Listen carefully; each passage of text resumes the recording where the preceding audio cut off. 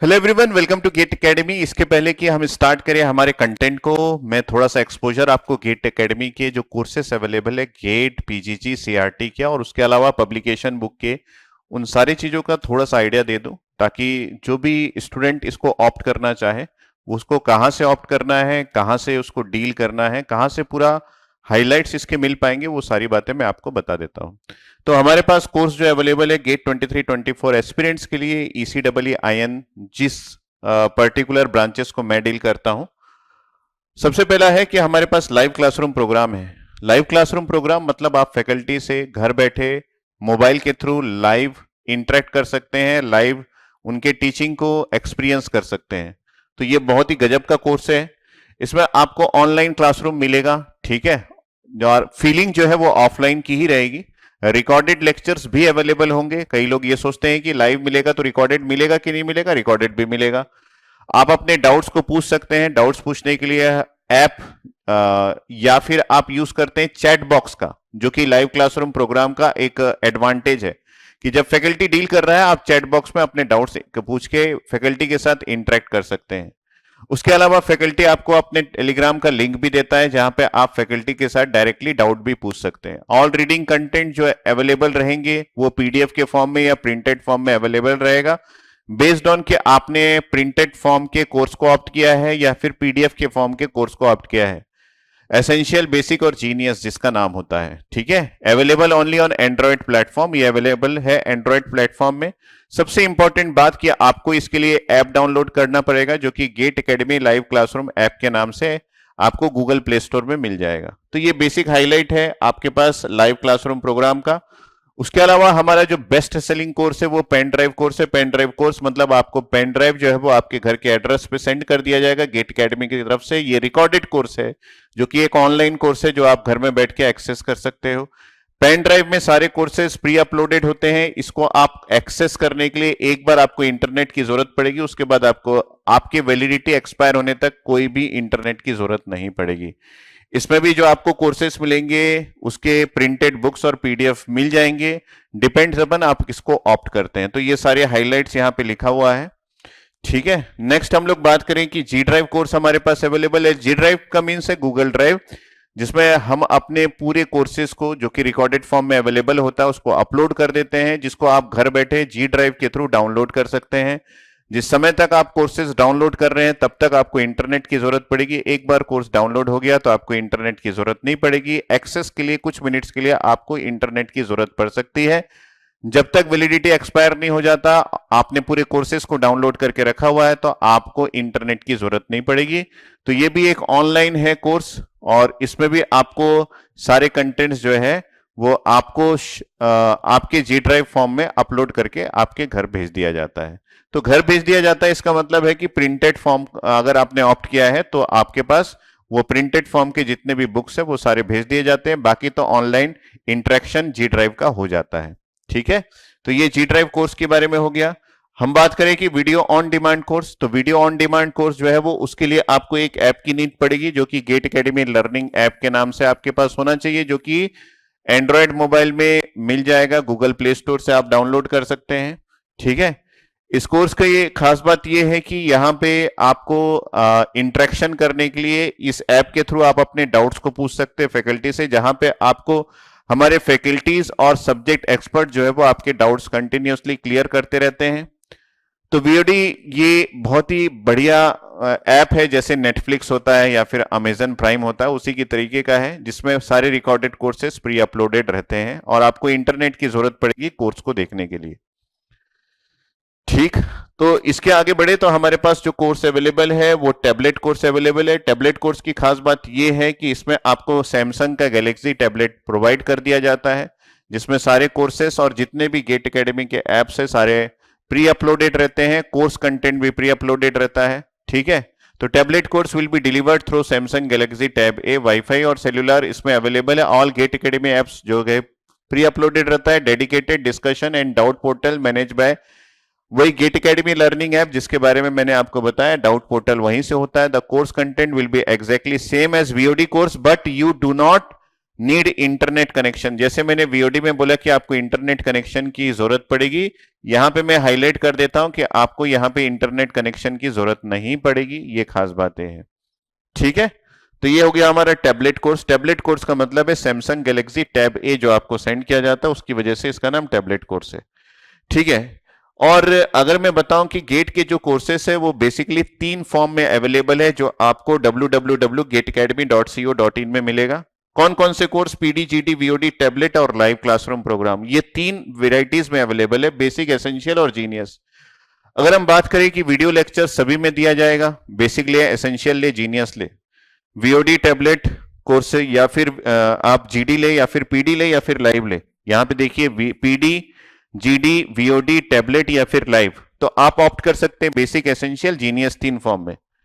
ठीक है, workbook printed form में आपको मिलेंगे सिर्फ एसेंशियल और जीनियस में, वर्कबुक पीडीएफ फॉर्म में तीनों में मिलेगा, प्रीवियस ईयर का सॉल्यूशन बुक्स आपको सिर्फ जीनियस में मिलेगा।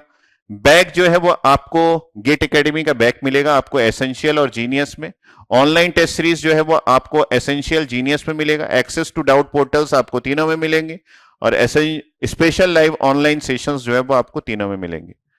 तो ये हो गया टोटली गेट के कोर्सेस। बुक्स के बारे में हम डिस्कस करेंगे, लेकिन हमारे कुछ और कोर्सेज भी है जो कि आप यहां पे देख सकते हैं। कैंपस रिक्रूटमेंट ट्रेनिंग हम प्रोवाइड करते हैं, जिसमें टेक्निकल के साथ साथ आपको सॉफ्ट स्किल्स भी सिखाया जाता है। ठीक है, ये हमारे कंप्यूटर साइंस के डिपार्टमेंट के लोग करते हैं, वहां के फैकल्टी एक्सपर्ट करते हैं, जो कि इलेक्ट्रिकल, इलेक्ट्रॉनिक्स और आईएन स्टूडेंट्स भी ऑप्ट कर सकते हैं। क्योंकि कैंपस रिक्रूटमेंट ट्रेनिंग में आपको कोर सब्जेक्ट नहीं पूछा जाता, बेसिकली आपको C programming, data structure, C plus plus, STL, Python, 200 plus coding problems, basic of OS, DBMS, computer network पूछा जाता है। एप्टीट्यूड एंड रीजनिंग जो आपको इन जनरल 100 प्लस आवर्स की क्लासेस मिलेंगी, जो कि मेन रिटर्न एग्जाम्स में पूछा जाता है जब आप गूगल, विप्रो, टीसीएस का एग्जाम्स देंगे, है ना, ऑनलाइन में।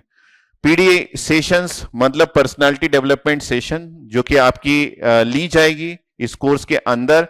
पर्सनालिटी डेवलपमेंट में आपको soft skill, English communications, how to manage etiquettes, ये सारी चीजें आपको बताई जाएगी, और पर्सनल इंटरव्यू गाइडेंस भी आपको प्रोवाइड किया जाएगा। ठीक है, इसके अलावा हमारे पास एक और कोर्स है जो कि पोस्ट गेट गाइडेंस का है, जिसमें आपको गेट क्रैक करने के बाद आपके डिफरेंट स्कोर्स में कौन कौन से इंस्टीट्यूट्स आपको मिल सकते हैं, आईआईटीज, आईआईएससी और पीएसयू में, जिसमें भी आपको ऑप्ट करना है। ऑप्टिमम यूज कैसे करना है अपने गेट स्कोर का, ताकि आपको कुछ ना कुछ ऑप्शंस मिल जाए। इंटरव्यू गाइडेंस जो डिफरेंट पीएसयूज लेते हैं, जिसमें आपको जीडी, जीटी, पीआई ये सभी होता है, ग्रुप डिस्कशन, ग्रुप टास्क और पर्सनल इंटरव्यू, उसके लिए हम गाइडेंस करते हैं। सीवी के लिए हम गाइडेंस करते हैं। Exclusive guidance for admission in IITs, exclusive guidance for recruitment in any PSU across India. Interview guidance, guidance related to CCMT, मतलब एनआईटी में एडमिशन के लिए, जैसे सीओएपी आईआईटीज में एडमिशन के लिए, वैसे सीसीएमटी एनआईटी में एडमिशन के लिए। एलुमनाई कनेक्ट मतलब हम आपके उन स्टूडेंट से, हमारे एलुमनाई से इंटरेक्ट करवाएंगे जो ऑलरेडी प्लेस्ड है पीएसयू में या फिर किसी आईआईटी से अपना कोर्स पढ़ाई कर रहे हैं। तो उनसे इंटरेक्ट करने से आपको यह पता चलेगा कि रियलिटी एंड फैक्ट्स क्या है, आईआईटीज की बात करें, एनआईटीज की बात करें या फिर पीएसयू के बारे में बात करें। गाइडेंस रिलेटेड टू आपका सीवी कैसे फॉर्म आपको बनाना है, वो सारी चीजें हम आपको बताते हैं। अब हम आ जाते हैं गेट एकेडमी पब्लिकेशंस में आपको कौन कौन से बुक्स मिल सकते हैं। बहुत ही उम्दा बुक्स है, इंडिया द्वारा मैक्सिमम लोगों द्वारा पसंदीदा ये बुक्स है। तो जितने भी ब्रांचेस है सभी के लिए कॉमन 2 सब्जेक्ट्स होते हैं, मैथमेटिक्स और एप्टीट्यूड, ये दोनों के बुक्स अवेलेबल है। इस बुक्स में पीवाईक्यू पूरा कवर्ड है, किसी क्वेश्चंस को डिफरेंट मेथड से सॉल्व कैसे कर सकते हैं वो प्रोवाइडेड है, और उसके अलावा क्यूआर कोड प्रोवाइडेड है, जिसको स्कैन करके आप यूट्यूब चैनल में ये देख सकते हैं कि उस पर्टिकुलर प्रॉब्लम को कोई फैकल्टी कैसे सॉल्व करता है। ठीक है, तो ये आपके पास अवेलेबल है मैथमेटिक्स और एप्टीट्यूड के। आगे हम बात करें तो यहां पे हमारे पास कॉमन टॉपिक्स जो कि ECEE में होते हैं, टॉपिक का मतलब है सब्जेक्ट, जैसे कंट्रोल सिस्टम, नेटवर्क, डिजिटल, ये सारे सब्जेक्ट्स कॉमन होते हैं। तो उनके लिए अलग अलग बुक फ्रेम किया गया है। तो आपको इन सभी बुक्स में पीवाईक्यू मिल जाएगा, डिफरेंट मेथड ऑफ सॉल्यूशन मिल जाएंगे, और उसके साथ साथ क्यूआर कोड मिल जाएगा। इसके अलावा हम बात करें कोर सब्जेक्ट्स जो कि ईसी के लिए होता है, इलेक्ट्रॉनिक्स डिवाइसेस, कम्युनिकेशन और ईएमटी, उसके लिए अलग बुक है। अगर हम लोग इलेक्ट्रिकल की बात करें तो मशीन पीएसए पावर इलेक्ट्रॉनिक्स के लिए अलग बुक है।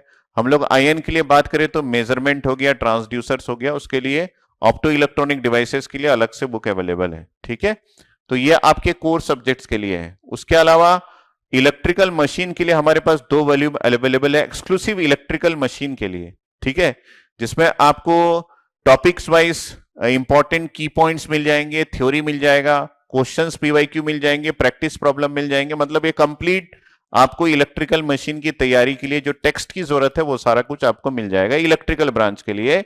और अगर हम लोग इलेक्ट्रॉनिक्स ब्रांच की बात करें तो आपको इलेक्ट्रोमैग्नेटिक थ्योरी और कम्युनिकेशन जो इनके कोर सब्जेक्ट्स है उसके लिए बुक मिल जाएंगे, जिसमें आपको प्रैक्टिस प्रॉब्लम, पीवाईक्यू, ईएससी के क्वेश्चंस और जो इंपॉर्टेंट की पॉइंट्स है और थ्योरीज है वो आपको मिल जाएगा। ठीक है, तो चलते हैं हम अपने कंटेंट की ओर जो आज के लेक्चर्स में आपको देखने को मिलेगा। तो एक स्लाइड और ऐड किया है और इन दोनों को शो कर देते हैं। एक ग्राफ हम लोग ड्रॉ करते हैं। फाइनली ये ग्राफ एक नया ग्राफ है आपके लिए और इसमें वाई एक्सिस जो है वो कैपेसिटेंस है और एक्स एक्सिस जो है वो वोल्टेज है जो आप गेट टर्मिनल पे लगा रहे हैं। ठीक है, तो ये जो है ये एक वोल्टेज है जो कि गेट टर्मिनल पे लगा हुआ है और इसका पॉजिटिव साइड में एक वोल्टेज है दैट इज थ्रेशोल्ड वोल्टेज और नेगेटिव साइड में एक वोल्टेज है। तो अगर आप गेट वोल्टेज की वैल्यू को लेस देन 0 लगा रहे हैं तो आपको यह पता है कि आपको जो रीजन ऑफ ऑपरेशन मिलने वाला है वो एक एक्यूमुलेशन रीजन है, एक्यूमुलेशन रीजन है या फिर मोड है। ठीक है, अगर आप गेट टर्मिनल का वोल्टेज जो है वो ग्रेटर देन 0 लगा रहे हैं और लेस देन थ्रेशोल्ड वोल्टेज लगा रहे हैं तो आपको यह पता है कि आपका रीजन ऑफ ऑपरेशन जो है वो डिप्लीशन मोड है या फिर रीजन है। अगर आप गेट टर्मिनल का वोल्टेज जो है वो greater than equal to gate terminal का voltage greater than equal to threshold voltage लगा रहे हैं तो आपको यह पता है कि यहां पे आपको इन्वर्जन मोड मिलने वाला है, इन्वर्जन मोड या फिर इन्वर्जन रीजन। ठीक है, तो इसमें वाई एक्सिस जो है वो कैपेसिटेंस है, वाई एक्सिस जो है वो कैपेसिटेंस है और ये आपका वोल्ट में है और ये आपका फेरेड में है। तो आपको अभी अभी मैंने दिखाया जादू कि यहां पे आपका जो कैपेसिटेंस का वैल्यू है यहां पे चेंज नहीं होता है विथ रेस्पेक्ट टू वोल्टेज। कब? जब आप एग्री करते नहीं करते बताना मेरे को कि जब आप वोल्टेज की वैल्यू को नेगेटिव साइड में लगाते हैं तो आपका गेट वोल्टेज की वैल्यू पे आपका कैपेसिटेंस डिपेंड नहीं करता। अगर ये गेट वोल्टेज पे कैपेसिटेंस डिपेंड नहीं करता तो आपका कैपेसिटेंस यहां पे है COX is equal to epsilon OX into A divided by TOX। इसमें कहीं भी वोल्टेज का जिक्र नहीं है, इसलिए गेट वोल्टेज लेस लगाने से, 0 से लेस लगाने से कैपेसिटेंस की वैल्यू कांस्टेंट है। वाई एक्सिस कैपेसिटेंस को शो कर रहा है और ये कांस्टेंट है। कितने प्रतिशत भारतीय क्लास अटेंड कर रहे हैं बता देंगे। और जब आप इस रीजन में वोल्टेज लगाते हैं तो आपका कैपेसिटेंस जो है वो डिक्रीज होने लगता है। क्यों? क्योंकि सिलिकॉन में जो आपकी परमिटिविटी है तो ये डिक्रीज होने लगता है। जैसे जैसे आपका गेट टर्मिनल का वोल्टेज इस डायरेक्शन में इंक्रीज होता है ये डिक्रीज होने लगता है। क्यों? क्योंकि डिप्लीशन रीजन का विड्थ जो है वो इंक्रीज होने लगता है। तो यहां का जो कैपेसिटेंस है 1/C is equal to 1/C silicon dioxide की वजह से प्लस 1/C सिलिकॉन की वजह से होता है।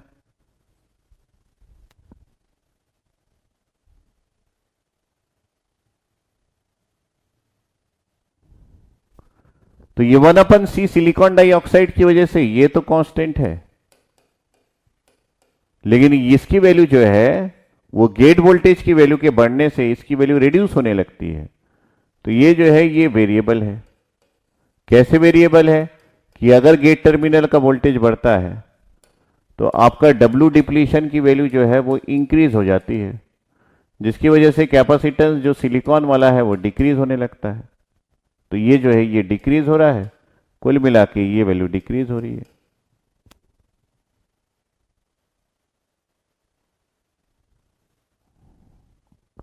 तो ये हम लोग पहुंच गए डिक्रीज होते होते होते होते होते होते होते होते होते यहां तक, थ्रेशोल्ड वोल्टेज तक। ठीक है, ये हो गए, पहुंच गए। अब थ्रेशोल्ड वोल्टेज लग गया। अब थ्रेशोल्ड वोल्टेज जब लग गया है तो अब कहानी कुछ और हो गई है। Yes sir. उस कहानी को हम लोग किस नाम से जानते हैं? इन्वर्जन मोड के नाम से। तो अब हम लोग अगर इन्वर्जन मोड की कहानी को समझे तो इन्वर्जन मोड में क्या होगा? इन्वर्जन मोड मतलब क्या है कि आपने गेट टर्मिनल का वोल्टेज ज्यादा लगा दिया थ्रेशोल्ड वोल्टेज से, तो इस कंडीशन में आपके पास जो यहां पे मेटल ऑक्साइड सेमीकंडक्टर बनेगा उसमें इलेक्ट्रॉन्स आ जाएगा ना। यस सर, सबकी आवाज आनी चाहिए। तो अब जो है वो यहां पे एक लेयर है और यहां पे एक और लेयर है ऐसा। अब मैंने बोला कि अब गेट टर्मिनल का वोल्टेज आप लगाए यहां पे ऐसा करके पॉजिटिव ही लगाए हो, लेकिन थ्रेशोल्ड वोल्टेज से ज्यादा लगाए हो, तो अब आपका गेट टर्मिनल का वोल्टेज जो है वो थ्रेशोल्ड वोल्टेज से ज्यादा है। और ये जो टर्मिनल है ये अभी भी आपका ग्राउंडेड है, ये तो ग्राउंडेड ही रहता है, इसको कोई मतलब नहीं। तो अब यहां पे जो चार्ज कैरियर्स आए हैं वो आपके पॉजिटिव लगाने की वजह से पॉजिटिव पॉजिटिव पॉजिटिव पॉजिटिव आए हैं। अगर आप इसकी वैल्यू को ग्रीन कलर से बढ़ा दो कि भाई मैं अगर थोड़ा सा और वोल्टेज लगा दूं तो फिर यहां पे कुछ और पॉजिटिव पॉजिटिव पॉजिटिव पॉजिटिव आ जाएंगे। यहां का हालत क्या था?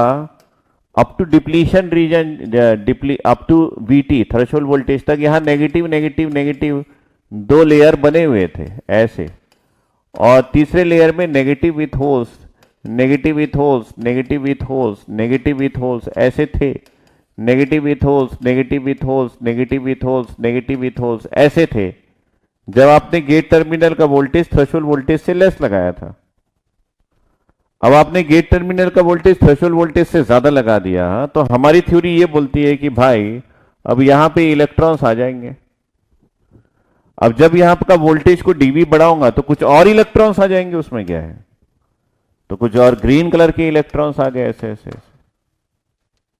तो अब जो यहां कैपेसिटर बनेगा वो इन इलेक्ट्रॉन्स और ये वाले पॉजिटिव, क्योंकि हम किसके बीच में कैपेसिटर बनाते हैं? जो चार्ज बढ़ गया उसके बीच में ना। Yes sir. तो यहां पे जब हम लोग ग्राफ प्लॉट करेंगे तो ये ग्राफ जो है वो ऐसा करके ऐसा और ये ऐसा ऐसा, तो यहां पे कैसा चार्ज है सर? पॉजिटिव है। पॉजिटिव कैसा है सर? पिंक कलर का है। तो पिंक कलर का पॉजिटिव बना देते हैं। पॉजिटिव, वो भी पिंक कलर का, वाह, ये है पिंक कलर का पॉजिटिव। उसके ऊपर यहां पे और ग्रीन कलर के हैं जो कि बढ़ गए हैं, ये जो है ये ग्रीन कलर के बढ़ गए हैं ऐसे। इधर क्या हुआ सर? इधर भी पिंक कलर के नेगेटिव थे, तो ये पिंक कलर के नेगेटिव थे। उसके ऊपर क्या? उसके ऊपर ग्रीन कलर के नेगेटिव और बढ़ गए, तो ग्रीन कलर के नेगेटिव को और बढ़ा देते हैं। ये दोनों क्या है? ये दोनों आपके डीक्यू है, ये भी डीक्यू है और ये भी डीक्यू है। लेकिन एक चीज और सर, यहां नेगेटिव पहले से थे जब आपने गेट वोल्टेज लेस लगाया था, तो ठीक है ना, उसको भी बना देते हैं, वो जैसे थे वैसे बना देते हैं। ठीक है, तो ये नेगेटिव है और ये भी नेगेटिव है ऐसा। लेकिन जो कैपेसिटेंस बन रहा है वो अभी भी ये डीक्यू और इनके बीच में कौन है? सिलिकॉन डाइऑक्साइड के बीच में बन रहा है। तो यहां का कैपेसिटेंस भी कांस्टेंट होगा जैसे पहले वाले में था। तो और जब यहां की कैपेसिटेंस की बात करेंगे तो epsilon O X into A divided by the thickness of oxide layer बनेगा। तो इसमें कोई भी वेरिएबल नहीं है, ये सब जो है ये कांस्टेंट है, मतलब ये पहले जितना वैल्यू बन गया। तो अगर ये पहले जितना वैल्यू बन गया तो ये जो कैपेसिटेंस है थ्रेशोल्ड वोल्टेज के बाद फिर से ऊपर चले जाएगा और पहले जितना वैल्यू था उतने ही वैल्यू का फिर से बन जाएगा। इसको क्या बोलते हैं? This is the capacitance of oxide, this is epsilon O X into A divided by thickness of oxide layer. कितने प्रतिशत भारतीयों को समझ में आ रहा है बताएंगे बेटा? तो इस पॉइंट के बाद, यहां के बाद आपका डिप्लीशन लेयर बनना ही बंद हो गया। मतलब गेट टर्मिनल का वोल्टेज जो थ्रेशोल्ड वोल्टेज तक पहुंचा, तो आपका विड्थ ऑफ डिप्लीशन लेयर जो है वो आपके मैक्सिमम वैल्यू तक पहुंच गया। उसके बाद डिप्लीशन लेयर नहीं बढ़ता, उसके बाद इलेक्ट्रॉन्स ही बढ़ता है।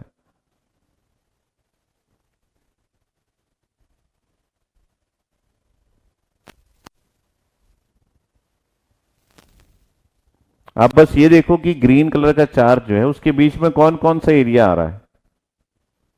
तो ये ग्रीन कलर का चार्ज है, ये ग्रीन कलर का चार्ज है, ये दोनों बढ़ा हुआ चार्ज है, क्योंकि कैपेसिटेंस को आपको मेजर करना है dq बाई dv से। विजुअलाइजेशन दे रहा हूं मैं सर, इसके बीच में तो सिर्फ सिलिकॉन डाइऑक्साइड है, तो कैपेसिटेंस किस पे बनेगा? चार्ज की वैल्यू तो डिपेंड नहीं करता, ये तो परमिटिविटी ऑफ मीडियम पे डिपेंड करता है, एरिया पे डिपेंड करता है, थिकनेस ऑफ मीडियम पे डिपेंड करता है। तो ये तो कांस्टेंट है। सबसे पहले जब हम लोग एक्यूमुलेशन मोड पढ़े थे तब भी यही वैल्यू आया था, और अब जब हम लोग गेट टर्मिनल का वोल्टेज थ्रेशोल्ड वोल्टेज से ज्यादा लगा रहे हैं तब भी यही वैल्यू आ रहा है। तो दोनों वक्त सेम वैल्यू आने से आपका जो कैपेसिटेंस है वो वापस से जहां से डाउन हुआ था उठा बेचारा और वापस वहीं पहुंच गया। अभी इसका भी कैपेसिटेंस और इसका भी कैपेसिटेंस सेम है, क्योंकि ये जो फार्मूला है, ये फार्मूला और ये फार्मूला सेम है। इसका मतलब है एक्यूमुलेशन मोड और इन्वर्जन मोड में कैपेसिटेंस की वैल्यू सेम होती है। कितने प्रतिशत भारतीय को समझ में आया बता देंगे भाई? मैंने 2 टॉपिक डील कर दिया फटाफट, आपको मोड ऑफ ऑपरेशन भी बता दिया, ग्राफ भी बना दिया।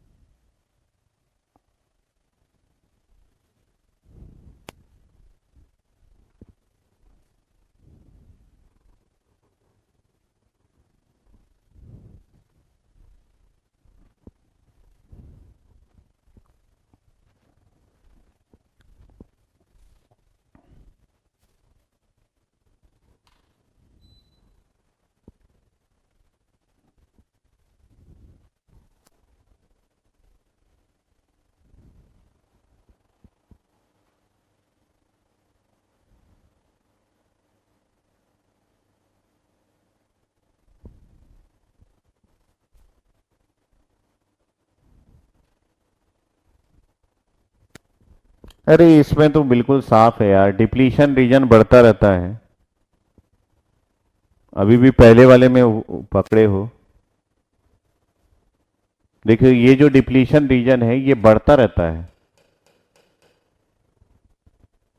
तो आपका कैपेसिटेंस जो है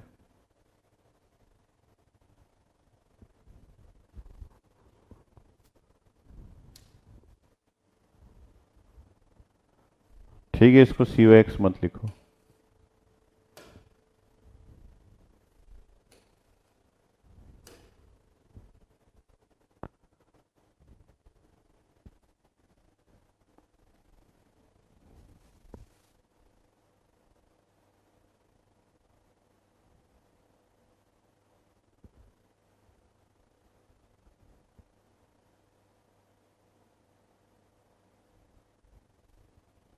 जब आप यहां पे वोल्टेज को चेंज करते हैं ना, तो ये जो सिलिकॉन का कैपेसिटेंस है इसका फॉर्मूला क्या होगा? इसका फॉर्मूला में थिकनेस जो है वो चेंज होता रहता है। इसका फॉर्मूला होगा epsilon of silicon into area, और ये जो थिकनेस है ये वोल्टेज के बढ़ाने से बढ़ता है। तो width of the depletion region, अगर आपको याद है कि width of the depletion region का फॉर्मूला क्या है डायोड के अनुसार, तो ये है twice of epsilon divided by Q, उसके साथ है 1/NA प्लस 1/ND। इसका भी फॉर्मूला सिमिलर आएगा, और यहां पे आप वोल्टेज लिखते हैं, वोल्टेज कौन सा वोल्टेज? V0 माइनस VA, ठीक है। और ये जो VA है यही आप गेट में लगा रहे हो, समझ लो।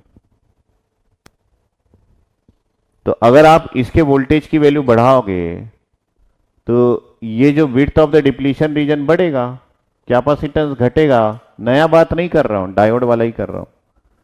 तो कैपेसिटेंस घटेगा तो इसकी वजह से ये घटता रहता है, क्योंकि डिप्लीशन रीजन का विड्थ डिपेंड करता है कि आपने कितना अप्लाई किया वोल्टेज। ये फॉर्मूला याद है, डायोड में हम लोगों ने पढ़ा था। अगर फॉर्मूला भूल जाएंगे तो कनेक्ट नहीं कर पाओगे। तो इसलिए सेमीकंडक्टर का कैपेसिटेंस वैल्यू रिड्यूस होता रहता है, लेकिन ये नहीं चेंज होता है, ये बदल जाता है उसके अनुसार। डॉक्टर रॉय,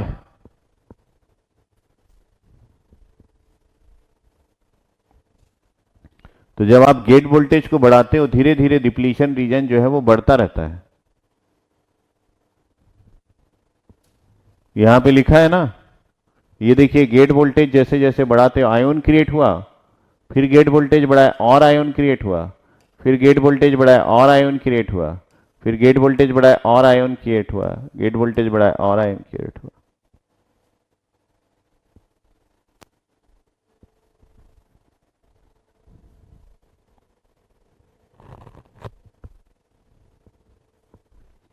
तो गेट वोल्टेज के बढ़ाने से आयोन क्रिएट होगा। तो पहली बार में ये वाला लेयर क्रिएट हुआ तो इसका कुछ विड्थ था, दूसरी बार में ये वाला लेयर क्रिएट हुआ, इसका कुछ विड्थ था, तीसरी बार में ये वाला लेयर क्रिएट हुआ, इसका कुछ विड्थ था। तो विड्थ बढ़ेगा तो कैपेसिटेंस घटेगा ना, क्योंकि कैपेसिटेंस जो है वो epsilon A divided bye width of depletion layer होता है। ये वाला पार्ट डायोड में भी था, आपको याद है, capacitance is inversely proportional to 1 अपन, आप डायोड का टर्मिनल वोल्टेज लिखते थे रूट के साथ। बहुत सारे क्वेश्चन बनाए आपने, बहुत सारे।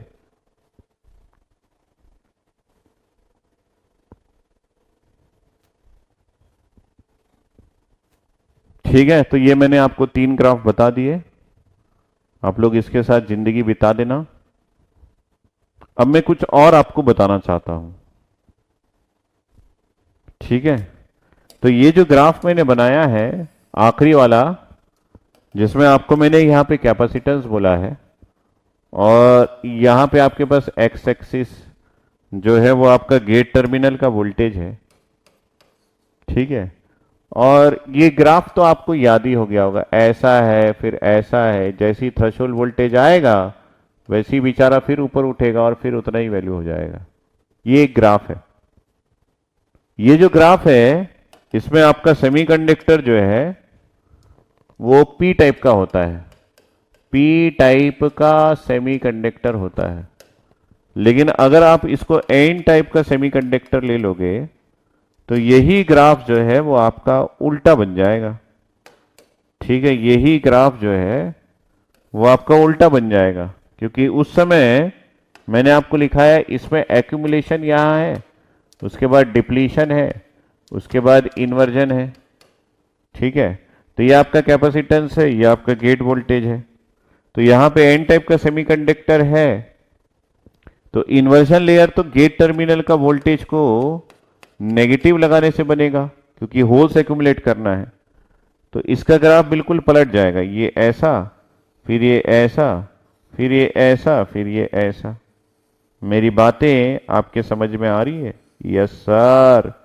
अगर ये आपके दिल से आवाज निकली तो आपके दिल में ईडीसी बजता है, हर दिल में ईडीसी बजता है। तो ये वीटी है, ये आपका इन्वर्जन है, और ये आपका दिस इज डिप्लीशन है, और ये आपका एक्यूमुलेशन है। अगर आप टाइप चेंज करेंगे तो वही थ्योरी है, बस ग्राफ जो है वो ऐसा बन जाएगा। अब हम ये जो वैल्यूज लगाए ये सब डीसी है। अब एक नया नौटंकी चालू हुआ है। क्या नौटंकी है? कोई बोला कि भाई ये सब तो डीसी वोल्टेज है, अगर मैं एसी वोल्टेज लगा दूं तो क्या होगा? मतलब जिसमें सिग्नल जो है वो कंटिन्यूसली चेंज हो रहा है। अगर सिग्नल की वैल्यू कंटिन्यूसली चेंज हो रही है तो उसका एनालिसिस हम लोग कैसे करेंगे?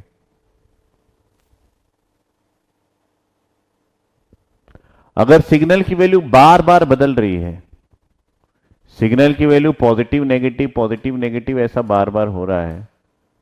तो इस केस को हम लोग कैसे समझेंगे कि इस केस में हमारे पास क्या होगा। हमको ये पता है कि सिग्नल की वैल्यू बार बार अगर बदलती है और हमको इन्वर्जन लेयर क्रिएट करने के लिए एक कांस्टेंट थ्रेशोल्ड वोल्टेज चाहिए, उसके पहले हम लोग को कुछ कांस्टेंट नहीं चाहिए, लेकिन इन्वर्जन लेयर क्रिएट तभी होता है जब थ्रेशोल्ड वोल्टेज अप्लाई किया जाता है। इस बात को मैं एक ही बार बोलूंगा, समझ लेना, क्योंकि 10 बार रिपीट कराएंगे तो कोई मतलब नहीं। इन्वर्जन लेयर क्रिएट करने के लिए हमको एक कांस्टेंट वोल्टेज चाहिए, इसके लिए हमको एक कांस्टेंट वोल्टेज चाहिए। इसके पहले यहां पे वेरिएबल वोल्टेज है, क्योंकि ये वोल्टेज यहां से यहां तक वेरी कर रही है, कोई मतलब नहीं है, ये वोल्टेज वेरी कर रही है, ये वोल्टेज भी यहां से यहां तक वेरी कर रही है, ये वेरिएबल चलता है। लेकिन इन्वर्जन लेयर क्रिएट करने के लिए हमको एक कांस्टेंट वोल्टेज चाहिए। अगर ये कांस्टेंट वोल्टेज चाहिए तो यहां पे एक डीसी वैल्यू चाहिए। अगर डीसी वैल्यू लगाओगे तभी इन्वर्जन लेयर क्रिएट होगा, अगर डीसी वैल्यू नहीं लगाओगे तो इन्वर्जन लेयर क्रिएट नहीं होगा। आपको मैं शॉर्टकट में बता रहा हूं, कंफ्यूज नहीं होना। तो अगर सर इन्वर्जन लेयर क्रिएट नहीं होगा तो इस कैपेसिटर का क्या होगा?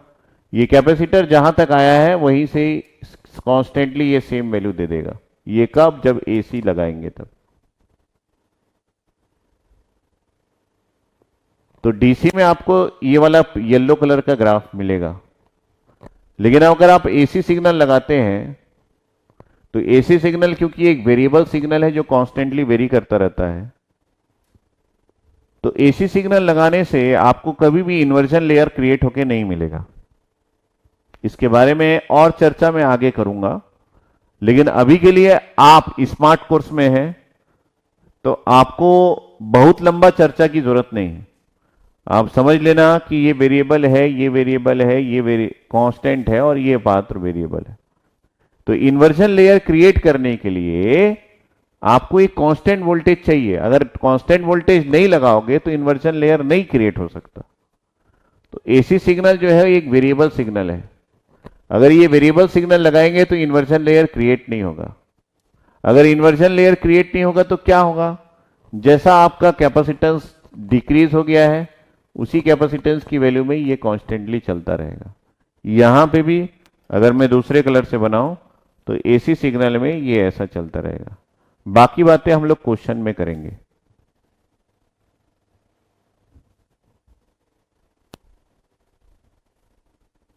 ये डीसी लिख लो या फिर लो फ्रीक्वेंसी भी लिख लो तो भी चलेगा, प्लस लो फ्रीक्वेंसी सिग्नल। दो बातें मैंने आपको बता दिया। अब मेरे को यहां पे एक नया कंसेप्ट लाना है, वो है bending of energy band diagram. ठीक है, और ये जो बेंडिंग है इसको भी हम लोग 3 रीजन्स में ऑब्जर्व करेंगे। एक्यूमुलेशन में और डिप्लीशन में और इन्वर्जन में, ये तीनों में।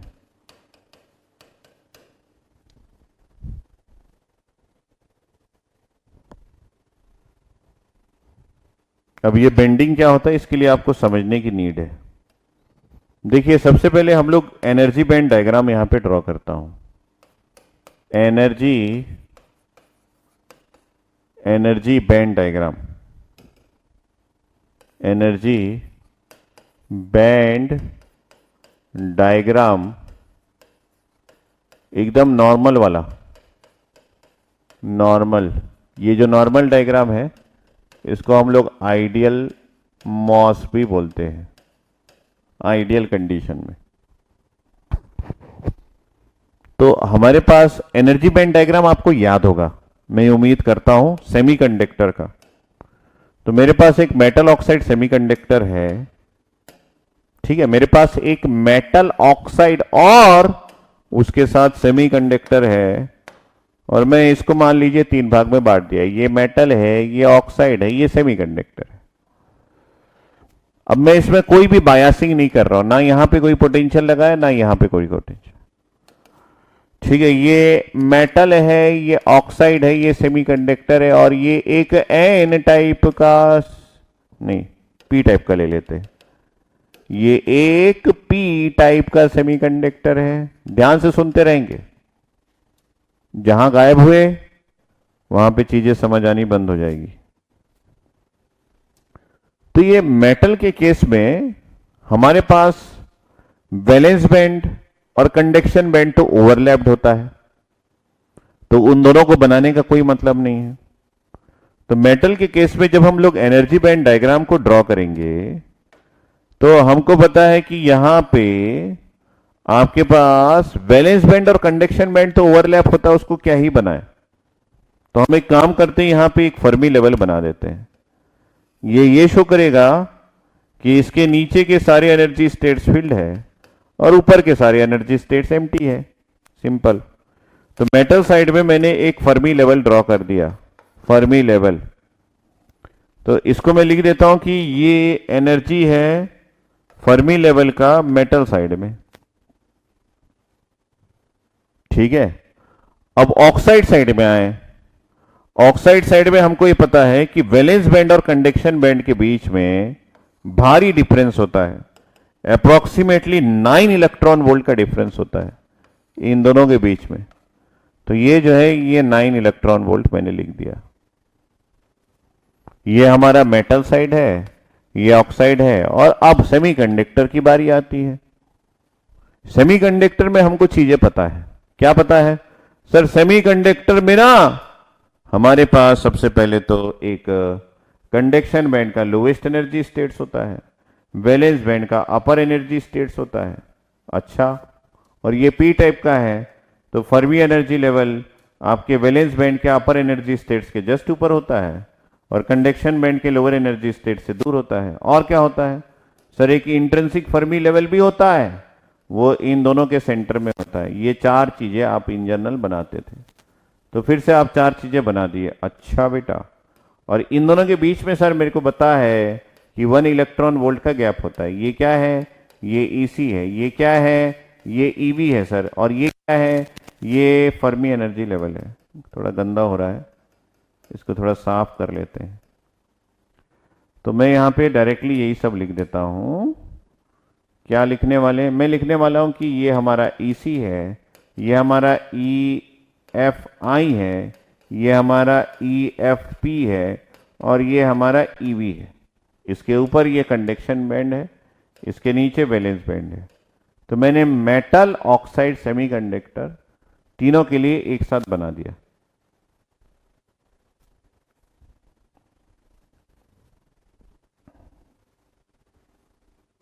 सर आपको कैसे पता चला कि कौन कहां पे रहेगा? ये पोजीशन यहां पे रहेगा। सर इन दोनों के बीच में डिफरेंस कितना है? ये भांति भांति के क्वेश्चंस आपके पास आ रहे होंगे।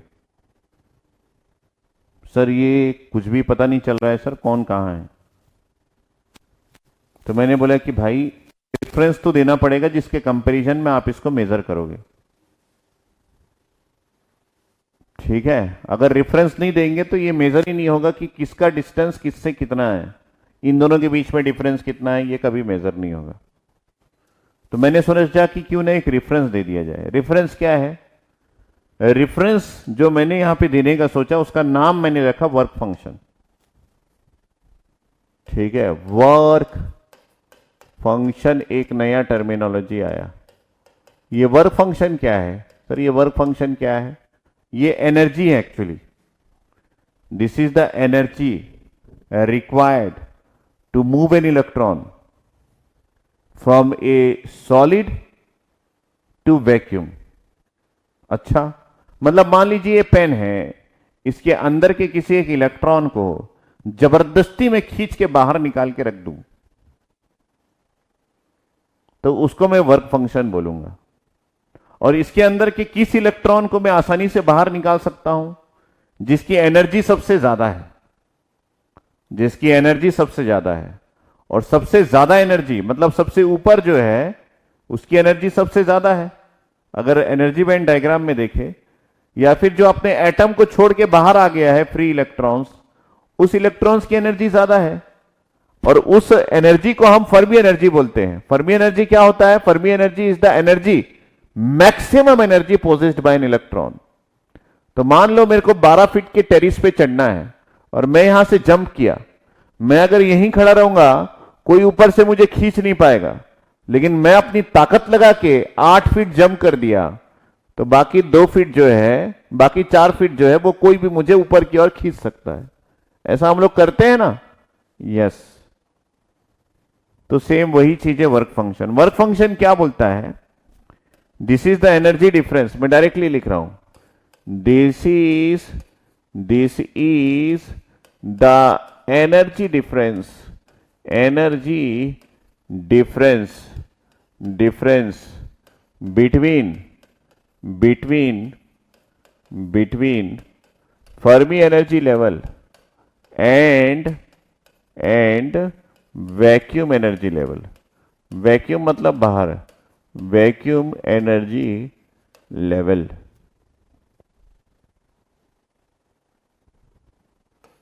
ठीक है? तो मैंने बोला क्यों ना इस वैक्यूम को ही, जो बाहरी जगह है, इसी को ही हम बना देते हैं रेफरेंस। क्योंकि अगर मैं बोलूं ये मेटल है तो उसके लिए बाहरी जगह सेम है। अगर मैं बोलूं ये सेमीकंडक्टर है तो इसके लिए भी बाहरी जगह सेम है। अगर मैं बोलूं कि ये इंसुलेटर है तो इसके लिए भी बाहरी जगह तो सेम है। वैक्यूम जो है वो सेम है। अंदर इसके कुछ भी हो सकता है, लेकिन बाहर तो सबके लिए सेम है। बाहर सबके लिए क्या है? वैक्यूम।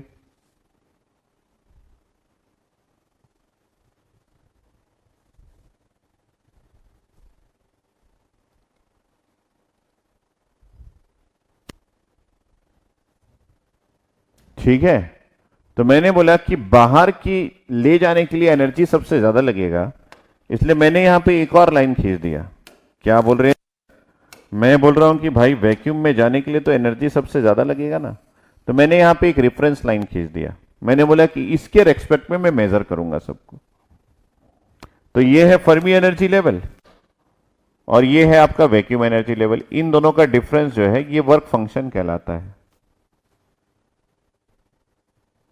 इन दोनों का डिफरेंस जो है वो ये वर्क फंक्शन कहलाता है। इस वर्क फंक्शन को हम एनर्जी से रिप्रेजेंट करते हैं, लेकिन एनर्जी जो है वो वोल्टेज के रेस्पेक्ट में भी लिखा सकता है।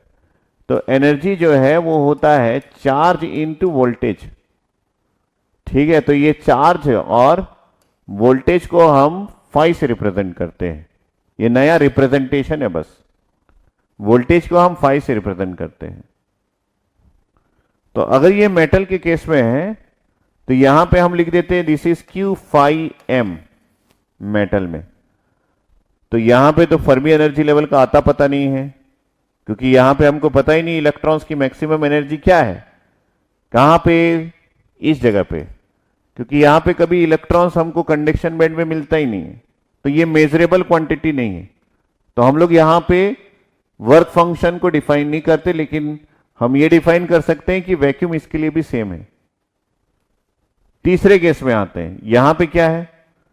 सर ये जो डिफरेंस है यहां से यहां तक, ये आपका क्यू फाई एम है। तो क्यू फाई एम नहीं सर, यहां की क्यू फाई सिलिकॉन है। तो ये इसका वर्क फंक्शन है और ये इसका वर्क फंक्शन है। तो सर इसके लिए भी तो कुछ मेजर होगा ना, तो इसके लिए हम लोग एक नया मेजरमेंट ढूंढते हैं, लेकिन वो भी वैक्यूम के रेस्पेक्ट में ही है। किसके लिए? सिलिकॉन डाइऑक्साइड के लिए। तो वो क्या है? वो है इलेक्ट्रॉन एफिनिटी। एक नया टर्मिनोलॉजी आया जिसका नाम हम लोगों ने रखा electron affinity. Electron affinity. Sir ये नया क्या अजूबा है? भाई ये कुछ भी नहीं है। इसके लिए भी हम लोग ऐसा ही लिखेंगे, this is the energy difference. This is the energy difference. ये एनर्जी डिफरेंस है किसके किसके बीच का? Difference between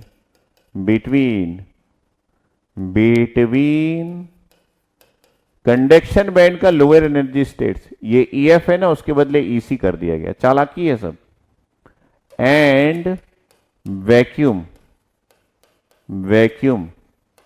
energy level, energy अभी भी वैक्यूम एनर्जी लेवल ही रिफरेंस है, लेकिन अब वो कंडक्शन बैंड के लोएस्ट एनर्जी स्टेट से मेजर हो रहा है। तो इसको कैसे रिप्रेजेंट करते हैं? इसको रिप्रेजेंट करते हैं हम लोग काई से। काई, ये हो गया काई, KHI ग्रीक लेटर है।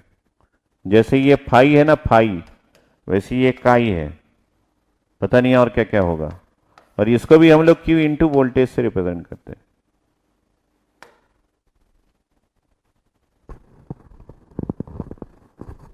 नहीं नहीं, वोल्टेज को काई से, सॉरी, ये एनर्जी है ना,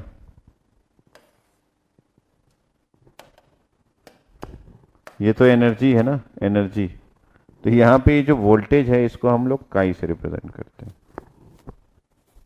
जैसे यहां फाई से रिप्रेजेंट कर रहे हैं, वैसे यहां काई से रिप्रेजेंट करते हैं।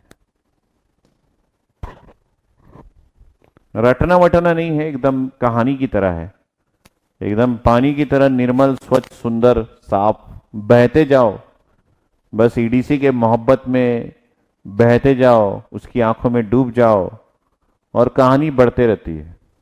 अब जब इसके बारे में कुछ पता नहीं चला तो लोगों ने बोला कि भाई एक काम करते हैं, इसको भी थोड़ा सा इज्जत देते हैं और बोल देते हैं कि इन दोनों के बीच में जो डिफरेंस है उसको हम लोग Q इंटू काई से रिप्रेजेंट कर देंगे। और ये काई किसके लिए है? ये सिलिकॉन डाइऑक्साइड के लिए है। अब इसके पास तो कंडक्शन बैंड का लोवेस्ट एनर्जी स्टेट है ही नहीं, तो ये फिर इसको खो बैठा। लेकिन सेमीकंडक्टर सबसे तगड़ा था, उसके बाद Q इंटू फाई भी है और इसके पास Q इंटू काई भी है। वाओ, काई और फाई दोनों रखा है ये, और ये सिलिकॉन के लिए।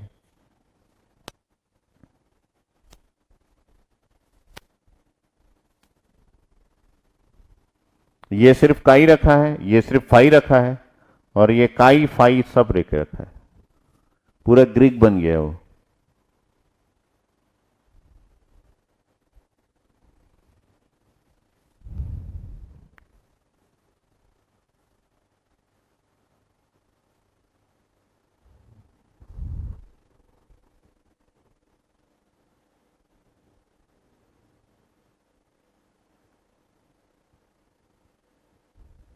आगे बढ़े, शैल वी मूव। तो अब हम लोग समझते हैं आगे।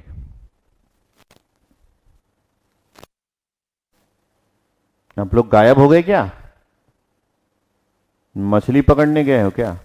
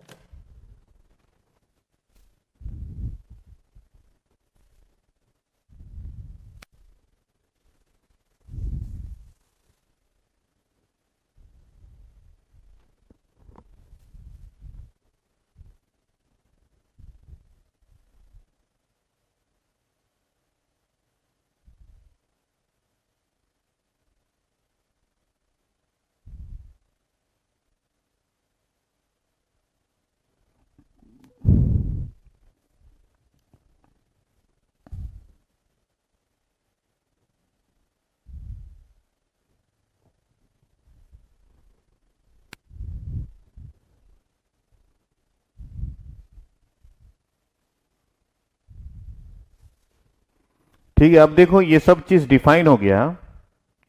तो अब ना इसको थोड़ा सा अरेंज किया गया। अरेंज कैसे? बोला गया कि एक आइडियल मॉस कैपेसिटर क्या होता है। आइडियल आइडियल मॉस कैपेसिटर क्या होता है, ये डिफाइन किया गया पहली बार। बोला गया कि एक आइडियल मॉस कैपेसिटर में हमारे पास Q इंटू फाई मेटल का is equal to Q into phi silicon का, ये दोनों बराबर होना चाहिए, तब वो आइडियल होगा। वाह रे! तो मैंने बोला कि ठीक है बेटा, अब मैं तेरे को दिखाता हूं डायग्राम। ये मानते हैं कि ये साइड मेरे पास मेटल है, ये साइड मेरे पास ऑक्साइड है, ये साइड मेरे पास सेमीकंडक्टर, और मैं एनर्जी बैंड डायग्राम बना रहा हूं। तो एनर्जी बैंड डायग्राम में वाई एक्सिस एनर्जी होता है। तो सबसे पहले वैक्यूम को बना दो कि ये वैक्यूम है। उसके बाद बोल रहा है कि मेटल का वर्क फंक्शन, यहां पे लिख देता हूं, मेटल आइडियल क्या है भाई? आइडियल में है मेटल का वर्क फंक्शन, वर्क फंक्शन जो है वो बराबर होना चाहिए किसके? सेमीकंडक्टर का। सब चालाकी है। सेमीकंडक्टर के वर्क फंक्शन के बराबर। मेरे लिए तो कहानी है, आपको थोड़ा बड़ा लग सकता है एकदम। तो भाई मेटल का वर्क फंक्शन सेमीकंडक्टर के वर्क फंक्शन से बराबर है, तो भाई यहां का फर्मी लेवल और यहां का फर्मी लेवल सेम जगह पे होगा, तो अपने आप हो गया। क्या बात कर रहे हो सर, इतना आसान था? यस बेटा। अब मैं ऑक्साइड के बारे में तो बनाऊंगा ही नहीं कुछ जब तक क्वेश्चन नहीं आएगा, क्योंकि ऑक्साइड कोई काम धाम का है नहीं, निठल्ला बैठा रहता है और कोई काम उसको है नहीं। तो यहां पे हम लोग बैठे और ये बना दिए, और यहां पे भी हम लोग बैठे और ये बना दिए, दोनों का लेवल सेम है। तो अब आप देख सकते हैं ये Q इंटू फाई सिलिकॉन का बराबर हो गया। तो सर यहां पे तो और भी 4 थे, वो कहां गए? उसको भी बना दो ना यार। ये लो एक और बना दो, ये लो और बनाना है, ये लो एक और बना दो। क्योंकि ये पी टाइप का है तो ये फर्मी लेवल के पास आपका वैलेंस बैंड का अपर मोस्ट एनर्जी स्टेट्स, और ये आपका थोड़ा दूर कंडक्शन बैंड का लोअर मोस्ट एनर्जी स्टेट्स, और बिल्कुल सेंटर में आपके पास हो गया इंट्रिंसिक फर्मी लेवल। ये लो, हो गया ना? हो गया ना? इतना आसान था। यस। तो यहां पे हम लोगों ने बना दिया एक आइडियल मॉस कैप। तो मैं यहां पे लिख भी देता हूं कि ये आपका वैक्यूम का एनर्जी लेवल है। ई नॉट से भी रिप्रेजेंट करते हैं, या फिर कई लोग ई वैक्यूम से भी एनर्जी। यहां की एनर्जी क्या है? ये एनर्जी बैंड डायग्राम है, कई बार बता रहा हूं, याद रखना। ये आपका ईसी है पी टाइप का, ये आपका इंट्रिंसिक लेवल है, ये आपका फर्मी लेवल है पी टाइप का, ये आपका कंडक्शन बैंड का अपर मोस्ट एनर्जी स्टेट से पी टाइप का, सब बन गया। ये आपका फर्मी लेवल है मेटल का। तो अब आप देखिए इन दोनों का लेवल जो है वो सेम है। स्टोरी बन गई।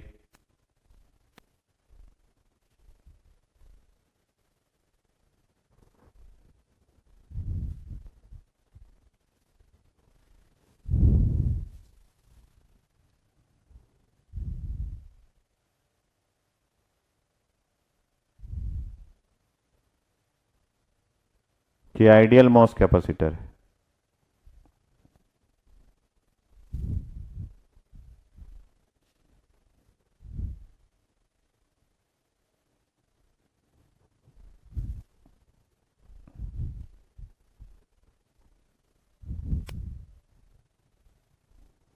आगे बढ़े।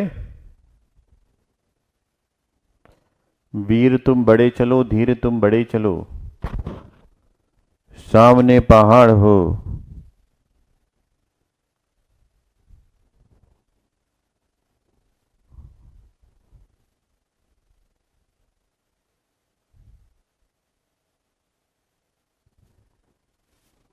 हाँ ये बैलेंस बैंड है, बैलेंस।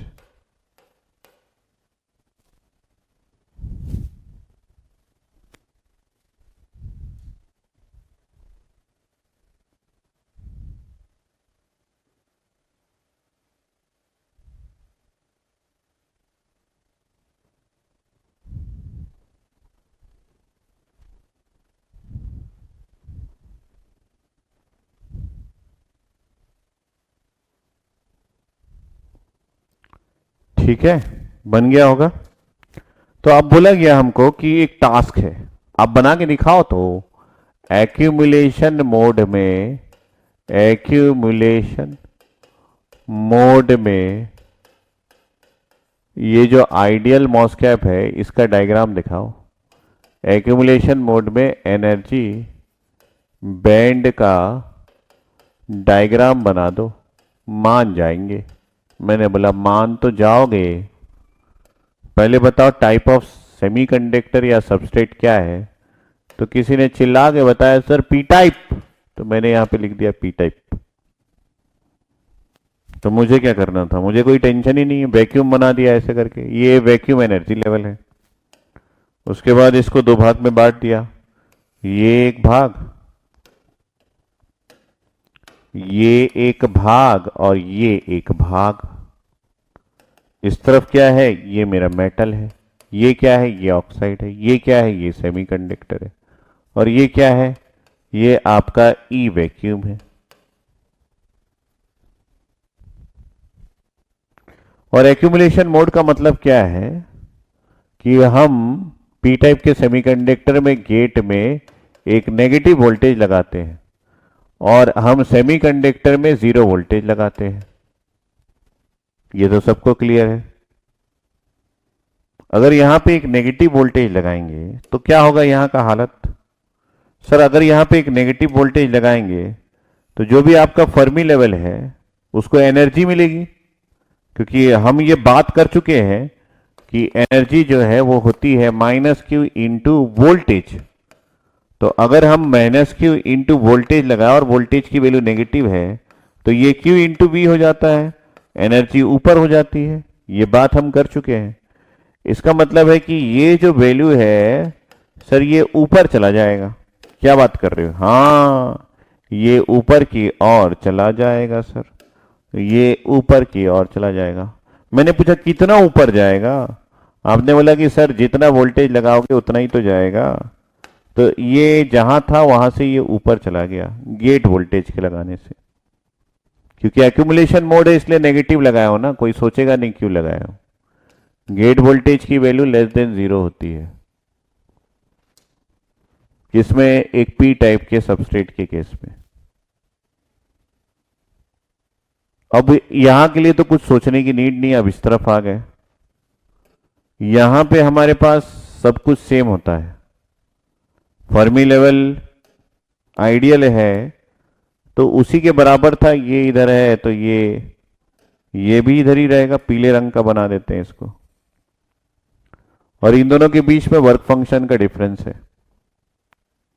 और ये जो है ये ग्राउंड भी है, ये ग्राउंड भी है, जीरो पोटेंशियल से कनेक्टेड है। ये मैंने कई बार बताया। तो अगर ये जीरो पोटेंशियल से कनेक्टेड है तो इसको एनर्जी क्या मिली? सर एनर्जी कुछ भी नहीं मिली। Q इंटू वी जी करेंगे तो ये जीरो है, तो इसमें कोई बदलाव ही नहीं आया, ये अपनी जगह पे पड़ा हुआ है। क्योंकि मैंने बोला ना सोर्स साइड में आप जीरो वोल्टेज लगाओगे, कोई वोल्टेज ही नहीं लगा है। ठीक है, कोई वोल्टेज ही नहीं लगा है।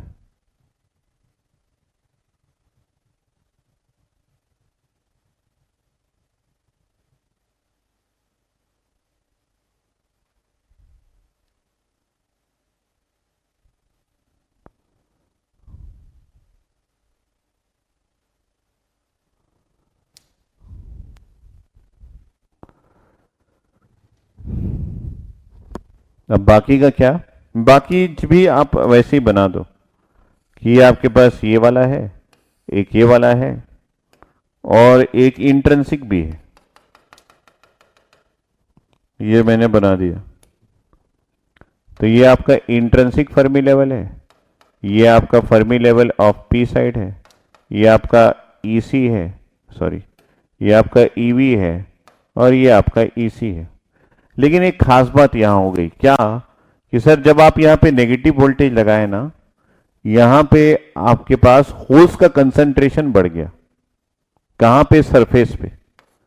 सरफेस पे होल्स का कंसंट्रेशन बढ़ गया, पी की वैल्यू बढ़ गई। अगर सरफेस पे पी की वैल्यू बढ़ गई और आपको यहां पे एनर्जी नहीं मिला तो फर्मी एनर्जी तो कुछ भी नहीं चेंज होगा। फर्मी एनर्जी तो एनर्जी के बारे में बोलता है। आप यहां पे जीरो वोल्टेज लगा के रखे हो तो कोई एनर्जी नहीं मिला तो फर्मी एनर्जी अपने पोजीशन से नहीं हटा। लेकिन जो होल्स यहां पे बड़ा है उसको आप कैसे डिफाइन करोगे? सर अगर होल्स बड़ा है तो मेरे को ना फार्मूला याद है कुछ कुछ, बताओ क्या क्या फार्मूला याद है? मैं बोला कि सर होल्स बड़ा है तो मेरे को यहां पे ई आई intrinsic Fermi level E I minus E F P के बारे में एक आइडिया है कि इसका फार्मूला होता है K T L N N A लिख दो डिवाइडेड बाय एन आई लिख दो, और ये जो एन ए है यही तो होल्स होता है ना sir, P in P divided by N I, तो ये होल्स बढ़ गया है, तो E I minus E F P, इन दोनों के बीच का डिफरेंस भी बढ़ जाएगा ना सर। मैंने बोला वाह रे गजब फार्मूला चिपकाया है यहां पे। तो सर डिफरेंस कैसे बढ़ेगा? सर एनर्जी तो बढ़ नहीं रही है, सिर्फ आपको डिफरेंस बढ़ाना है। तो मैंने बोला एक काम करते, अगर मैं इसको ऊपर की ओर घुमा दूं तो डिफरेंस बढ़ गया ना? सबने बोला यस सर, ये तो चमत्कार है। यहां पे जो बल्क में जो इन दोनों के बीच में डिफरेंस है और यहां पे सरफेस में इन दोनों के बीच में जो डिफरेंस है वो तो बढ़ गया ना। वाह एक नंबर सर। आगे और क्या क्या कर सकते हैं देखते हैं। अगर ये इंट्रिंसिक बढ़ गया तो हम लोग डायरेक्टली बोल सकते हैं कि ये भी बढ़ जाएगा, क्योंकि ये तो सेंटर पे ही रहता है हमेशा, मैंने पहले भी बताया, और ये भी घूम जाएगा। ये देखिए बेंडिंग हो गया, ये देखिए बेंडिंग हो गया। अब ये जो बेंडिंग हो गया इसके अनुसार आप एक और फॉर्मूला यहां पे वेरीफाई कर सकते हैं। क्या वेरीफाई कर सकते हैं? आपको ये भी आइडिया होगा ना, कहां गया? हाँ आपको ये भी आइडिया होगा दूसरा एक फार्मूला, ये मैंने एक फार्मूला लगाया, ठीक है। एक और फार्मूला यहां पे लगाते कोने में, वो ई एफ पी और ई बी के बीच में लगाते हैं। Fermi energy level in P type semiconductor और ईवी के बीच में डिफरेंस क्या है? तो ये है K T L N N V divided by N A, ऐसा है। और इसी को हम लोग लिख सकते हैं K T L N N V divided by P in P. अगर ये बढ़ गया है तो ये डिफरेंस जो है वो रेड्यूस हो जाएगा, कम हो जाएगा, कम हो जाएगा, क्योंकि पी इन पी की होल्स का कंसंट्रेशन बढ़ गया है। तो आप देख सकते हैं यहां पे ईबी और ईएफपी ये दोनों का डिफरेंस यहां पे ज्यादा है और यहां पे कम है, तो ये बेंड हो गया ऊपर की तरफ। अब और क्या कर सकते हैं? और ये कर सकते हैं, क्योंकि सर यहां पे एक इलेक्ट्रिक फील्ड सेटअप हो जाएगा, यहां पे होल्स आ गया और यहां पे नेगेटिव चार्ज है, तो ये पॉजिटिव है, ये नेगेटिव है, तो यहां पे एक इलेक्ट्रिक फील्ड सेटअप हो जाएगा। क्या सेटअप हो जाएगा? Electric field. Sir electric field जहां पे भी आता है ना वहां पे बेंडिंग दिखता है। ये बेंडिंग तो ठीक है आपने इसके अनुसार बनाया, यहां पे भी बेंडिंग दिखाइए ना। मैंने बोला दिखा देते हैं। इलेक्ट्रिक फील्ड सेटअप हो गया है और ये ऊपर की ओर चला गया, तो ये हम लोग थोड़ा सा और ऊपर की ओर ले जाते हैं और ये बेंडिंग है, स्लोप नेगेटिव है, इसका मतलब है इलेक्ट्रिक फील्ड नेगेटिव साइड में है। तो ये मैंने इस बेंडिंग को भी दिखा दिया। ये देखिए ये bending of energy band diagram.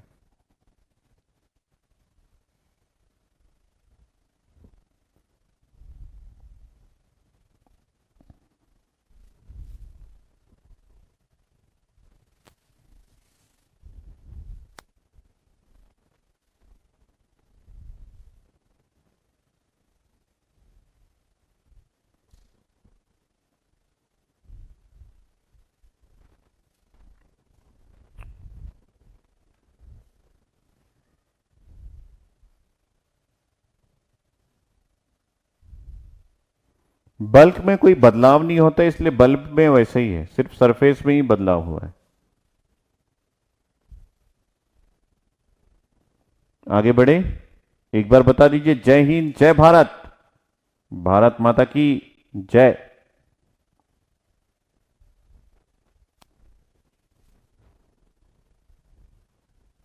ये ग्रीन बेंडिंग जो है वो इलेक्ट्रिक फील्ड के कारण हुआ है। आपको पता है कि इलेक्ट्रिक फील्ड में इसका फॉर्मूला आप भूल गए होंगे। ये बेंडिंग का फॉर्मूला है कि electric field is equal to 1/q DEC by DX। ये होता है, ये एनर्जी है, ये एनर्जी लेवल है। ये वाला याद है? जहां पे भी एनर्जी लेवल में स्लोप आएगा वहां पे इलेक्ट्रिक फील्ड एग्जिस्ट करता है। तो ये एनर्जी लेवल का स्लोप है ना, क्योंकि ये एनर्जी बैंड डायग्राम है। तो यहां पे ये डिस्टेंस है, ये क्या है, ये डिस्टेंस है यहां से यहां तक। तो इसको ले लो x1, इसको ले लो x2, ये इसको x2 माइनस x1 कर दो, और ये वाला एनर्जी है, तो इसको ले लो E1, इसको ले लो E2, तभी तो आपको इलेक्ट्रिक फील्ड दिखेगा। डिस्टेंस के अकॉर्डिंग अगर एनर्जी बैंड में चेंजिंग हुई है तो इलेक्ट्रिक फील्ड है। यहां पे तो इलेक्ट्रिक फील्ड है ना, पॉजिटिव से नेगेटिव।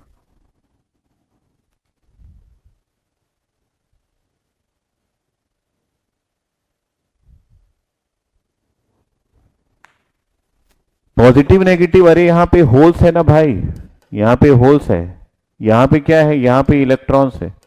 भूल गए क्या? चार्ज तो है ना ये दोनों जगह।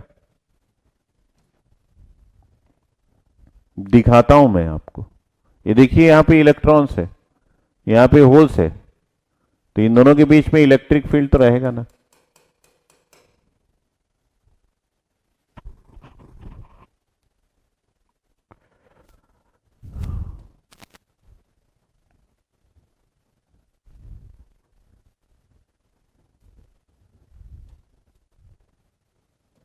चलो एक और बनाते हैं।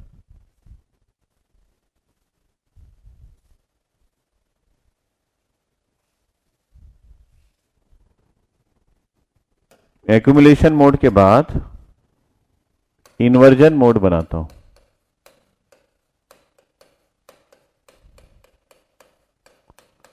इन्वर्जन मोड बनाता हूं।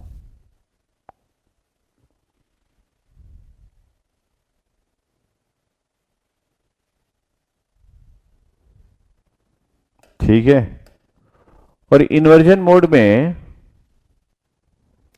ये ग्रीन वाला वैक्यूम एनर्जी लेवल का डिफरेंस नहीं है, ये सिर्फ इलेक्ट्रिक फील्ड को शो करने के लिए किया गया है। ठीक है, क्योंकि वैक्यूम एनर्जी लेवल तो बहुत दूर है, ये ऐसा दो लाइन खींचा रहेगा, ये सिर्फ इलेक्ट्रिक फील्ड को शो करने के लिए किया गया है। वो इलेक्ट्रिक फील्ड को शो करने, कई सारे बुक में वो मिलेगा भी नहीं।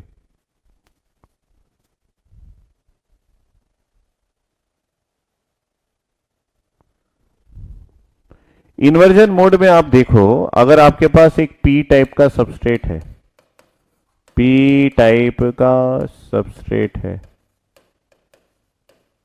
तो इन्वर्जन मोड में हम लोग क्या करते हैं, गेट टर्मिनल में एक पॉजिटिव वोल्टेज लगाते हैं, और ये जो वोल्टेज है ये थ्रेशोल्ड वोल्टेज से लेस होता है, बस। और अगर ध्यान दें तो हमारे पास जो सेमीकंडक्टर है, सेमीकंडक्टर में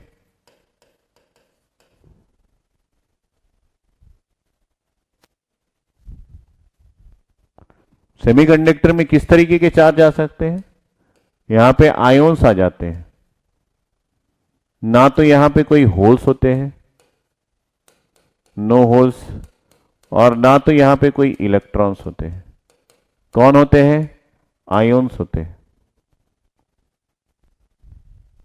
आयोन्स को एक पी टाइप के सेमीकंडक्टर में ये भी बोल सकते हैं कि होल्स लेस हो गए हैं, क्योंकि होल्स यहां पे थे वो कम हो गए, तभी तो आयोन्स बने हैं, तभी तो डिप्लीशन रीजन बना है।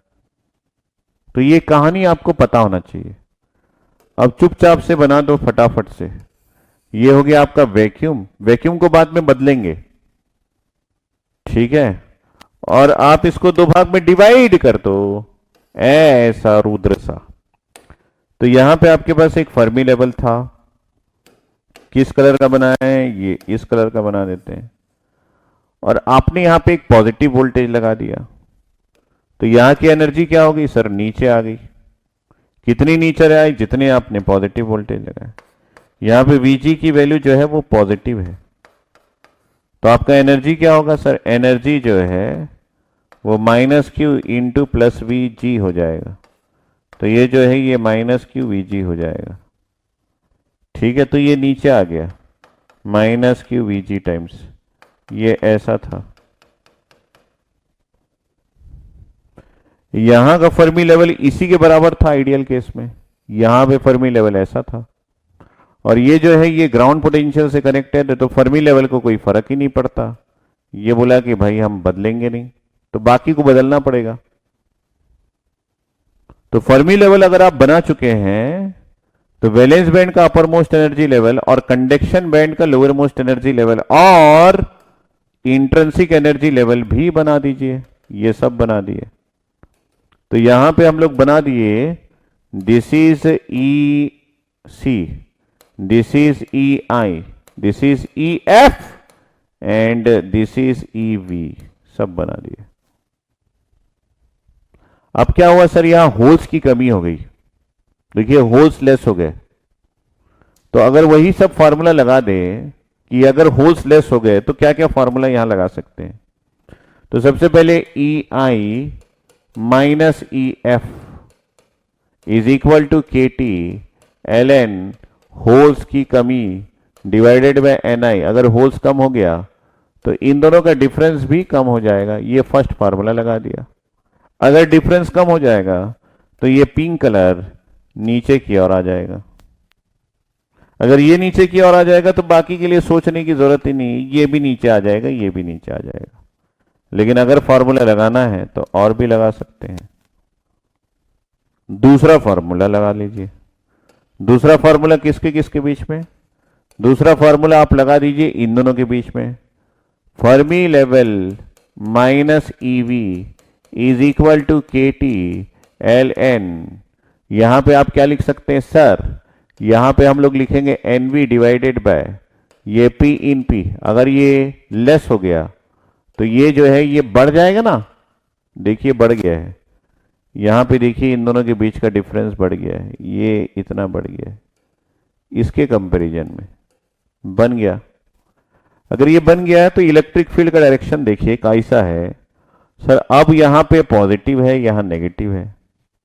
नेगेटिव कौन है? ये नेगेटिव आयोन्स है भाई, क्योंकि पी टाइप सेमीकंडक्टर में डिप्लीशन रीजन में आयोन्स होते हैं। अगर यहां पॉजिटिव है तो इलेक्ट्रिक फील्ड का डायरेक्शन ऐसा है, तो स्लोप कैसा आएगा सर? स्लोप पॉजिटिव आएगा। अगर स्लोप पॉजिटिव आएगा तो आप यहां पे एक पॉजिटिव स्लोप बना दीजिए। जैसे जैसे डिस्टेंस बढ़ रहा है एनर्जी बढ़ रहा है। बस इतनी सी हद थी, इतनी सी बात थी।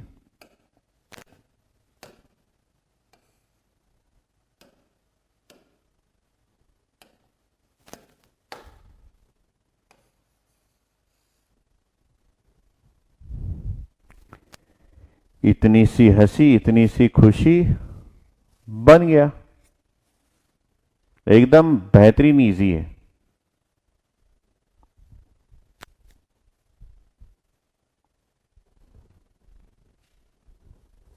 इन्वर्जन मोड नहीं भाई, depletion. Sorry sorry, I am very very sorry, इसका नाम गड़बड़ हो गया मेरे से,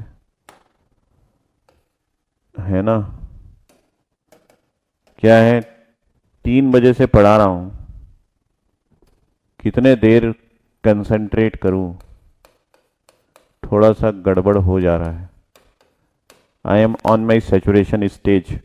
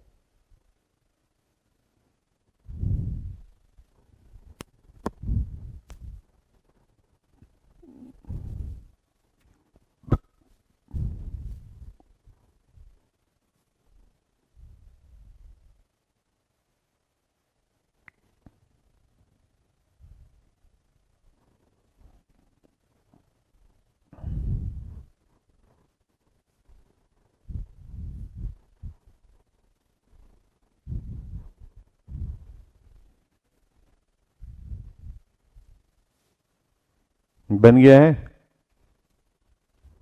तो इस डायग्राम में कुछ बदलाव करते हैं,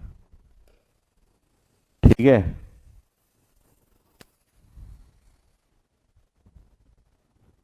कॉपी और आगे बढ़े। और इस डायग्राम को यहां पे पेस्ट करते हैं। ये हो गया पेस्ट। तो आपको मैं यहां पे क्या बताने वाला हूं, देखो जब आप डिप्लीशन की बात करते हैं तो डिप्लीशन में ना आप एक रेंज ऑफ वोल्टेज लगाते हैं। Vg की वैल्यू जो है वो थ्रेशोल्ड वोल्टेज से कम और 0 से ज्यादा होता है।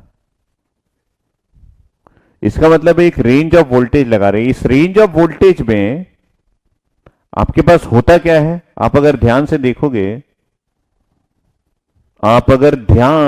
देखोगे तो ये चीजें होती है। डायरेक्ट लाने की कोशिश करता हूं मैं।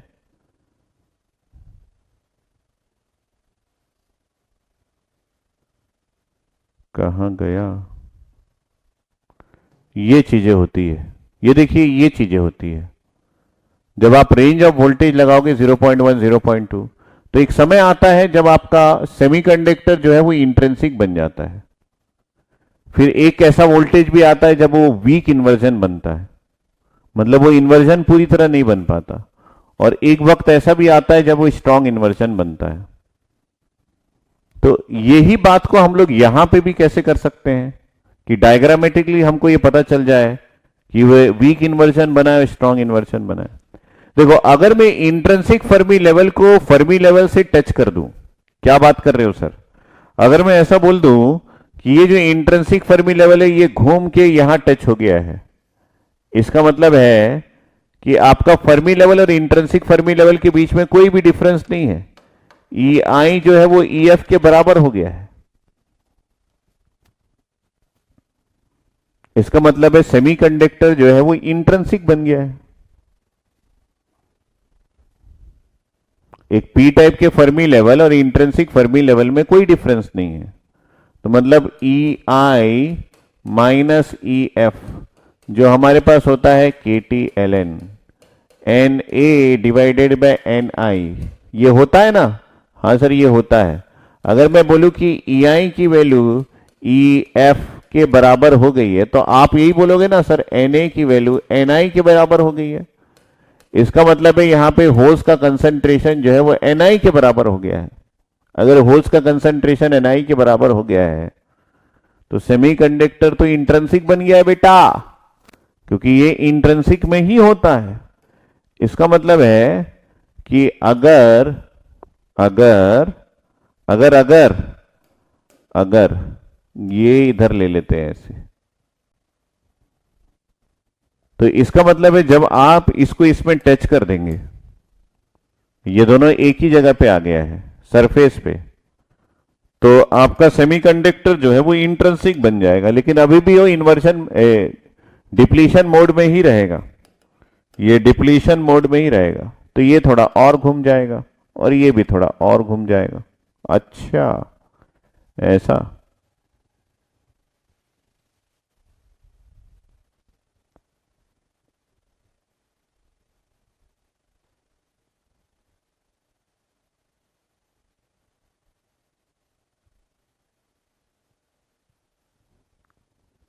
ठीक है, अब और आगे बढ़े। और क्या कर सकते हैं सर, और ये कर सकते हैं कि अब हम लोग इसको इंट्रिंसिक से टाइप ऑफ सेमीकंडक्टर ही बदल दे। मतलब क्या बोलना चाह रहे हैं कि इन्वर्जन बनाने की कोशिश कर रहे हैं ना, तो वीक इन्वर्जन स्ट्रांग इन्वर्जन बनेगा। तो अगर ये जो आपका पी टाइप का सेमीकंडक्टर है इसको आपको इन्वर्ट करना है तो सरफेस में ये एन टाइप का सेमीकंडक्टर बनेगा। हाँ सर, जो पी टाइप में आपके पास होल्स का कंसंट्रेशन था उतना ही यहां पे इलेक्ट्रॉन्स का कंसंट्रेशन होगा। हाँ सर, तो क्या करना पड़ेगा सर, अगर ये सरफेस में एन टाइप का सेमीकंडक्टर बन जाएगा तो सर ये जो फर्मी लेवल है ये तो इसी के पास चला जाएगा और ये जो इंट्रिंसिक है ये तो नीचे आ जाएगा। हाँ, लेकिन वो सिर्फ सरफेस पे होना चाहिए। तो क्या करेंगे सर, एक काम कर बेटा, इसको तो और नीचे चले आ। अगर ये और नीचे आ गया तो अब सरफेस पे सिर्फ देखना, क्योंकि ये फर्मी लेवल तो चेंज नहीं होगा। तुम्हारा जो फर्मी लेवल ओरिजिनल वाला सेमीकंडक्टर का है इंट्रिंसिक वाला, वो नीचे आ गया, और ये जो है ये भी आपका नीचे और आ जाएगा, और इन दोनों के बीच में, फर्मी लेवल के बीच में डिफरेंस जो है वो कम हो गया, तो ये भी और नीचे आ जाएगा। अब देखो फर्मी एनर्जी लेवल नीचे है इंट्रिंसिक वाला, और ये जो फर्मी लेवल है ये ऊपर चला गया, पलटी मार दिया। कहां पे? सरफेस में। और ये पोजीशन किसका है? ये ईसी का है। और ईवी कहां चला गया सर? बहुत दूर चला गया, ये यहां आ गया। तो अब देखो, पहले ईसी है, फिर फर्मी लेवल है, फिर इंट्रिंसिक है, फिर ईवी है। कहां पे? सरफेस में। ये कैसे पॉसिबल है? जब आप इसको बेंड नीचे की ओर और कर दोगे, तो जितना ज्यादा बेंड करोगे उतना ज्यादा ये इन्वर्जन की तरफ जाएगा। मेरी बात समझ पा रहे हैं क्या? मेरी बात जो है वो समझ पा रहे हैं क्या? इसका मतलब है कि यहां पे इन दोनों के बीच का जो डिफरेंस है, वही डिफरेंस सरफेस में अगर इन दोनों के बीच में हो जाए तो बात बन गई। सेमीकंडक्टर जो है वो सरफेस में पलटी मार दिया।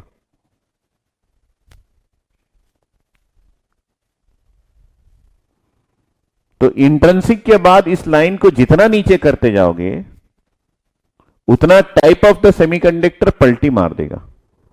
मतलब पी टाइप जो है वो एन टाइप बन जाएगा, इन्वर्जन बन जाएगा। इतना ही कहानी है इसका।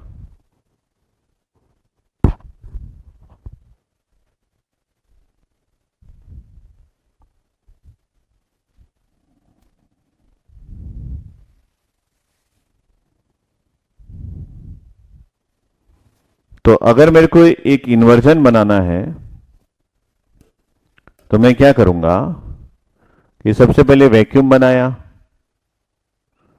उसके बाद यहां पे एक लाइन खींचा, यहां पे एक लाइन खींचा, और एक पी टाइप सेमीकंडक्टर को इन्वर्जन बनाना है। यहां पे एक लाइन खींचा, यहां पे एक लाइन खींचा।